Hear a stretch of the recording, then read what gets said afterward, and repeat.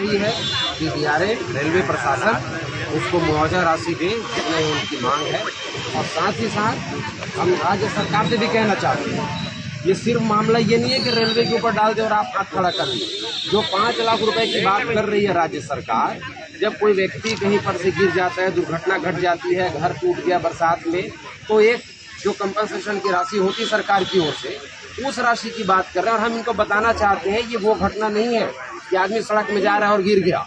आप लोगों ने देखा होगा अभी विगत सरकार में एक्सीडेंट में 50 लाख 60 लाख रुपए मुख्यमंत्री ने अपना अनुदान राशि दिया हुआ है। आज विष्णुदेव साय जी चुप क्यों है? क्या प्रताप बर्मन छत्तीसगढ़ का मतदाता नहीं था? मैं पूछना चाहता हूँ केंद्रीय राज्य मंत्री तूफान साहू जी से, इस लोकसभा सीट से आप चुनाव जीत करके गए हो, क्या वो 6 बिलासपुर में नहीं आता है जहाँ पर डीआरएम का कार्यालय है? हम बिलासपुर के लोग हैं, हम आपके मतदाता हैं और आज आपसे हम मांग कर रहे हैं कि मृतक प्रताप बर्मन के परिजन को, उनके पत्नी को आप 1 करोड़ रुपये मुआवजा दिलाइए, उनको नौकरी दिलाइए।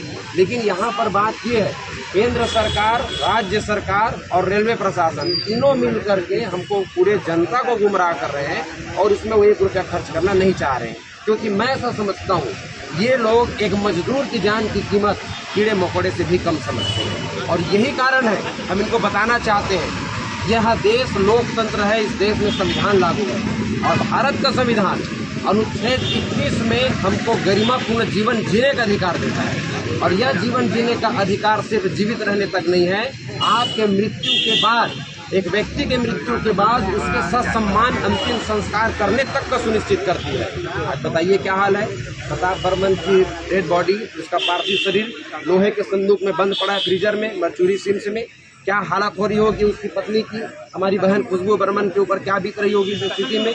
उस माँ के बारे में सोचिए क्या हो रहा होगा, जिस बच्चे को 25 साल तक पाल पोस के बड़ा किया, आज उसका कलेजा टुकड़ा टुकड़ा हो गया।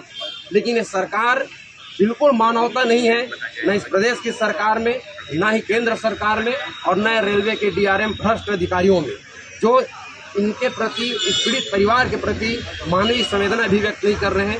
उस 9 माह के मासूम बच्चे पर भी इनको तरस नहीं आ रहा है। हम आप सबके माध्यम से मांग करते हैं कि डीआरएम, रेलवे प्रशासन, केंद्र सरकार और हमारे राज्य की छत्तीसगढ़ की भाजपा की सरकार इस मामले पर 1 करोड़ रुपए मुआवजा और उनकी पत्नी को नौकरी दे, तभी आंदोलन हम लोग समाप्त करेंगे। अन्यथा हम हर गरीब, मजलूम, दुखी, पीड़ित के लिए न्याय की लड़ाई लड़ने के लिए हम प्रतिबद्ध हैं और जब तक हमारी मांग पूरी नहीं होगी तो संवैधानिक दायरे में रहकर आंदोलन की जो चरम सीमा है वहाँ तक हम आंदोलन करेंगे। जितेंद्र बंजारा।